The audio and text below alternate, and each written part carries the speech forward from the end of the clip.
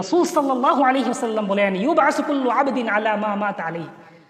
প্রত্যেক ব্যক্তিকে, প্রত্যেক বান্দাকে আল্লাহ সুবহানাহু ওয়া তাআলা বিচারের মাঠে উত্থিত করবেন যে অবস্থায় সে মারা গিয়েছে। আজকে কিন্তু প্রতিনিয়ত আমাদের সমাজে মৃত্যুর ঘটনা ঘটছে, আমরাও মারা যাচ্ছি। কিন্তু কিভাবে?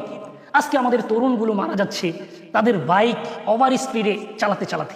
অসংখ্য নেতা আজকে মারা যাচ্ছে জনগণের সম্পদ আত্মসাৎ করতে করতে। অসংখ্য যুবক আজকে মারা যাচ্ছে ইসলাম বিদ্বেষী কোনো দল বা সংগঠন পরিচালনা প্রতিষ্ঠা করতে করতে।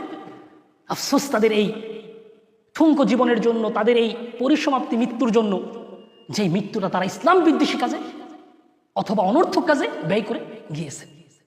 আল্লাহ সুবহানাহু ওয়া তাআলা পবিত্র কোরআনের একাধিক আয়াতে বলেছেন, কুল্লু নাফসিন যায়িকাতুল মাউত, প্রত্যেক প্রাণ মৃত্যুর স্বাদ আস্বাদন করবে। তাই বুদ্ধিমানের কাজ হচ্ছে, যেহেতু আমরা সকলেই মারা যাব, আমাদের এই জীবনটা আল্লাহ সুবহানাহু ওয়া তাআলার রাস্তায় ব্যয় করে দেওয়া।